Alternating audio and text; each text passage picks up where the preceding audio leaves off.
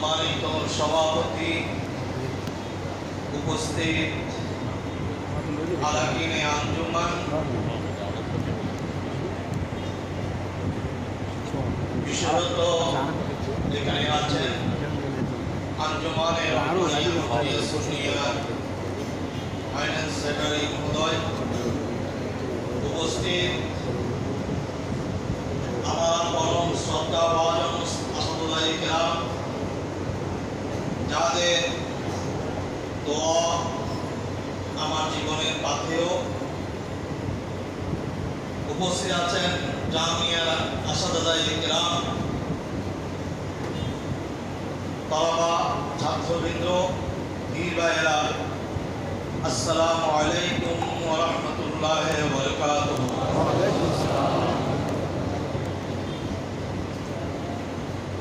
আমি প্রথমে বলে দিচ্ছি, সত্যিকার অর্থে আমি কোথাও বক্তব্য রাখি না, কোনো মসজিদেও খেলাফত করি না, কিন্তু আমি আদিষ্ট হয়েছি। আদিষ্ট হওয়ার কারণে আমাকে এখানে দাঁড়াতে হয়েছে। তো আমার ভুল ত্রুটি আপনারা সুন্দর দৃষ্টিতে দেখবেন। আজকে 19 মুবারক জাত, সবাই বলেন আমি ডিগ্রি নিয়েছি। আসলে আমি ডিগ্রি নিয়েছি না, আমাকে দান করা হয়েছে। আমি এটা যোগ্য না। কেমনে কেমনে আমাকে ডক্টর লিখতে হলো, সেটা আমার হাজারাতে কেরামের নিগাহে কালাম ছাড়া কিছুই নয়।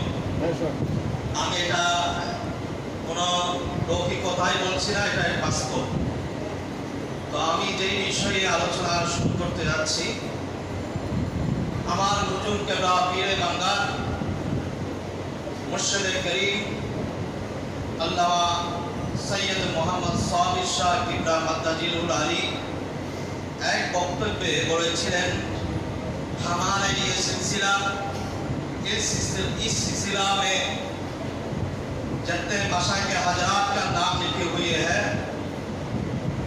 सबके सब अपने जमाने का गौस जमान है। गौस जमान की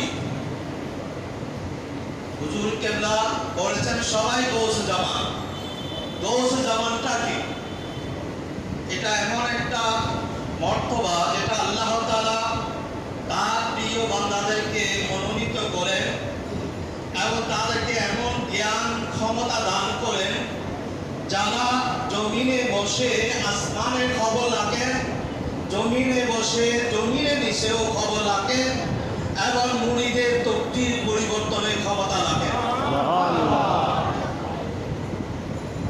আমি দুইজন হিন্দু সন্ন্যাসীর ঘটনা আপনাদের সামনে উপস্থাপন করব,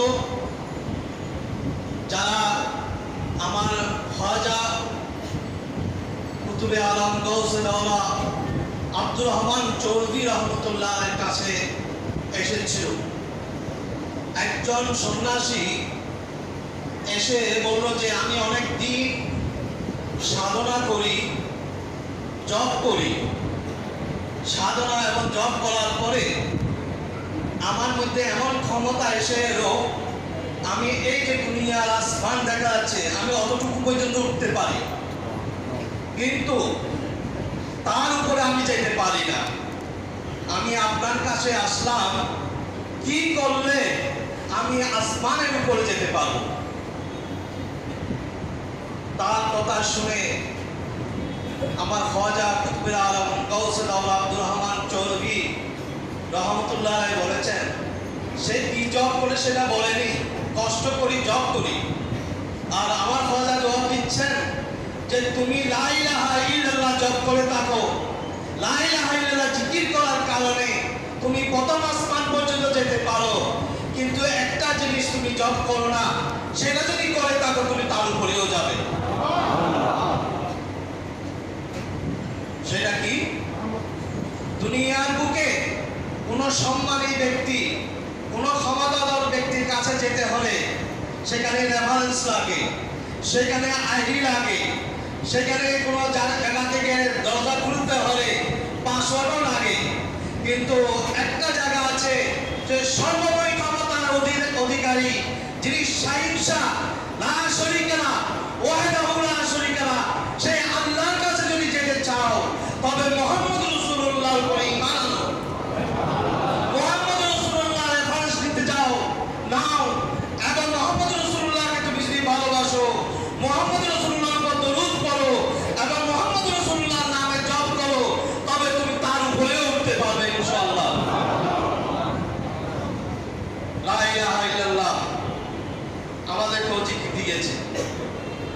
ওজিফার মধ্যেও সেটা আছে। কালেমা তৈয়বা জিকির। হযরত সৈয়দ মোহাম্মদ গিয়াসউদ্দিন দৌম রাহমাতুল্লাহ আলাইহি উনি ইরশাদ করতেছেন যে লা ইলাহা ইল্লাল্লাহ জিকির, এই জিকিরটা হচ্ছে আলামে নাসুতের জিকির। আলামে নাসুত হচ্ছে দুনিয়া থেকে প্রথম আসমান পর্যন্ত যতটুকু সৃষ্টি জগৎ আছে সবগুলোর জিকির হচ্ছে লা ইলাহা ইল্লাল্লাহ। এই কারণে ওই সন্ন্যাসী জপ করেছে, সেই প্রথম আসমান পর্যন্ত যেতে পেরেছে, সক্ষম হয়েছে। হযরত গিয়াসউদ্দিন দৌম রাহমাতুল্লাহ আলাইহি বলতেছেন আরেকটা জিকির আছে ইল্লাল্লাহ, সেটা হচ্ছে আলামে মালাকুতের জিকির, যেটা প্রথম আসমান থেকে সপ্তম আসমান পর্যন্ত যত আল্লাহর সৃষ্টি আছে তাদের জিকির হচ্ছে ইল্লাল্লাহ জিকির। আর এই জিকির যখন করবে সে সপ্তম আসমান পর্যন্ত উঠতে পারবে। এরপর জিকির হচ্ছে আল্লাহর জিকির, যে আল্লাহর জিকির হচ্ছে আলামে জাবারুতের জিকির। সেই জিকির যখন করবে সে সপ্তম আসমানের উপর থেকে লাদকা পর্যন্ত পৌঁছতে পারবে।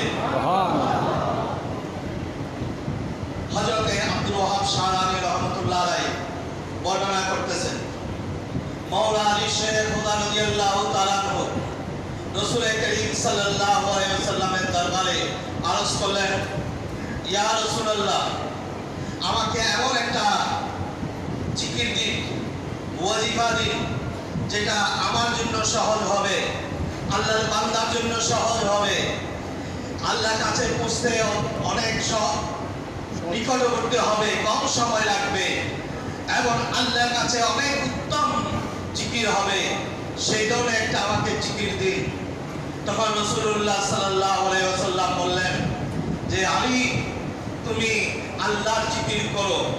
মাওলা আলী শেখ খুদা বলতেছেন, ইয়া রাসূলুল্লাহ, আল্লাহর জিকির তো সবাই করে, আমাকে নির্দিষ্ট করে দিন কোন জিকির করলে আমি আল্লাহ এবং আল্লাহর কাছে অতি নিকটে চলে যাব। তখন রাসূল করিম সাল্লাল্লাহু আলাইহি ওয়াসাল্লাম ইরশাদ করেন যে এই হাদিসটা তিরমিজি শরীফে, আবু দাউদ শরীফে উল্লেখিত আছে, আফজালু মা কুলতু আনা ওয়ান নাবিয়্যুন মিন কাবলি লা ইলাহা ইল্লাল্লাহ। লা ইলাহা ইল্লাল্লাহ জিকির। হুজুর করিম সাল্লাল্লাহু আলাইহি ওয়াসাল্লাম বললেন, আলাইকা বিদাওয়ামা, তোমার উপর এটা ধারাবাহিক নিয়মিত একের পর এক তুমি এই লা ইলাহা ইল্লাল্লাহ জিকির করতে থাকো। এখন সিলসিলায়ে আলিয়া কাদরিয়া মাশায়েখে হযরত এই মুদাওয়ামা শব্দ তাহকিক করতে গিয়ে ওনারা বলেছেন, সকল পীর মাশায়েখ এখানে একমত হয়েছেন যে মুদাওয়ামা মানে একের পর এক, কিন্তু লা ইলাহা ইল্লাল্লাহ জিকির তো একটা বাক্য, একটা কলেমা অংশ, এখানে একের পর এক কিভাবে হবে? সেই প্রশ্নের উত্তরে বলেছে, প্রথমে লা ইলাহা ইল্লাল্লাহ, তারপর লাইনে গিয়ে যাওয়ার সময় আমার আসতেছে ইল্লাল্লাহ, তারপর আমার আসতেছে আল্লাহু।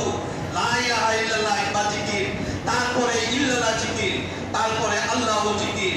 এইভাবে তুমি নিজের উপর যখন অবধারিত করে নেবে, আবশ্যক করে নেবে, তখন তুমি আল্লাহ পর্যন্ত পৌঁছে যাবে। রাসূলুল্লাহ সাল্লাল্লাহু আলাইহি ওয়াসাল্লাম ইরশাদ করেন, তিনি একবার সাহাবীদের নিয়ে এক পথ দিয়ে চলতেছেন, একটি গাছের নিচে গেলেন, গাছের পাতা শুকনো।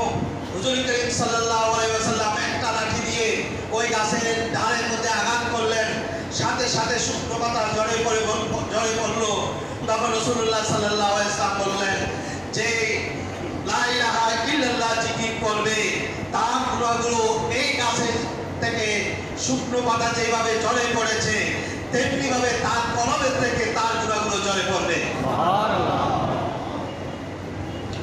অন্য হাদিসে বলতেছেন যে এক গাছ মহব্বতের সাথে যদি লা ইলাহা ইল্লাল্লাহ জিকির করে, ফুতিহাত লাহা আবওয়াবাস সামা, ওই জিকিরের কারণে তার জন্য আসমানের দরজাগুলো খুলে দেওয়া হবে। তো এই জিকির যদি মহব্বতের সাথে আদায় করা হয়, আমাদের হযরতে کرام আমাদেরকে কি নিয়ামত দিয়েছেন, আমাদেরকে অনেক নিয়ামত দিয়েছেন। আমরা অল্প মনে করে আমাদের মধ্যে অবহেলা এসে যায়। আমরা যদি সেই জিকিরগুলো সঠিকভাবে পীরের অনুসরণে যদি আমরা অনুশীলন করতে থাকি, তাহলে আমাদের মর্তবাও সেই মর্তবা হাসিল হওয়া সম্ভব আছে। শুধু আছে নয়, অনেকে বলেছেন, আমাদের এই মসজিদে আব্দুল খালেক ইন্দিরা রহমতুল্লাহ পাশের সাহিত্য মাস্টার আব্দুল জলিল সাহেব, উনি একবার ওনার ব্যাপারে মাস্টার আব্দুল কেম সাহেব বলেছেন যে একদিন আমি মাস্টার আব্দুল জলিল সাহেবের পাশে ঘুমিয়েছিলাম, হঠাৎ দেখি তার শরীর থেকে, তিনি যখন গভীর ঘুমে আচ্ছন্ন, তার শরীর থেকে আল্লাহু আল্লাহু জিকির আসতেছে। তো যারা এইভাবে করে তাদের কলবের মধ্যে আল্লাহর জিকির তার অন্তরে জারি হয়ে যায়। আর হযরত মুফতি আহমদিয়ার কান্নাইনি রাহমাতুল্লাহ আলাইহি তাফসীরে নবী প্রথম খণ্ডের শেষ পৃষ্ঠায় সুফিয়ানা তাফসীরে বলতেছেন, ইল্লাল্লাহ জিকির যখন কলবে দেওয়া হবে, কলবে আঘাত করা হবে, তখন সেই কলবটা এমন আয়না সদৃশ হবে, যখন সেখানে আল্লাহু জিকির চলবে, তখন আল্লাহর পক্ষ থেকে সেই নূরে তাজাল্লি ওই বান্দার অন্তরে জারি হতে থাকবে।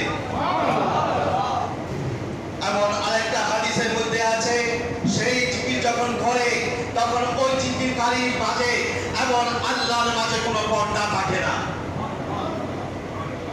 সুতরাং লা ইলাহা ইল্লাল্লাহ জিকির, ইল্লাল্লাহ জিকির, আল্লাহু জিকির যদি আমরা সঠিকভাবে আদায় করতে পারি, আমার হুজুরকে যেইভাবে বলেছেন সেইভাবে যদি আদায় করতে পারি, তবে আমরা আমাদের মন্দিরের মকসুদ যে আল্লাহর সন্তুষ্টি, আল্লাহর নৈকট্যটা, সেটা আমাদের মধ্যে এসে যাবে।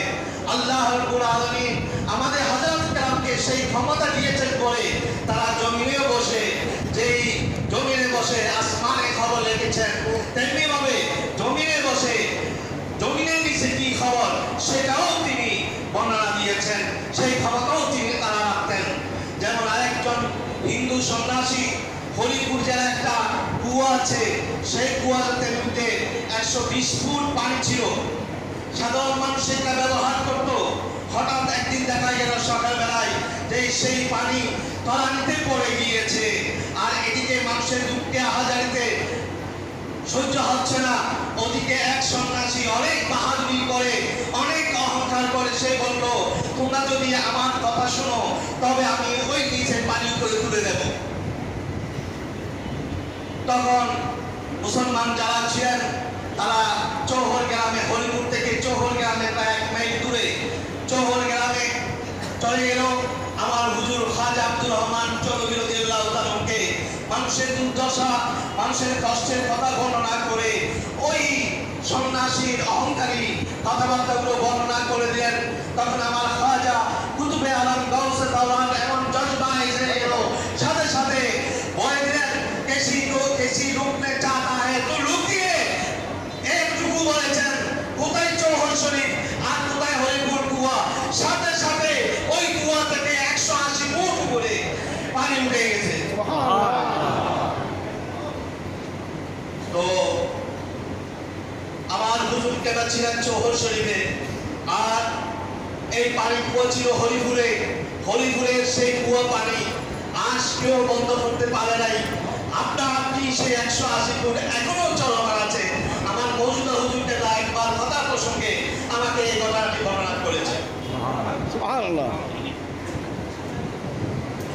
তো আমি বলবো, আমরা এখন পীরের মুর্শিদ পেয়েছি।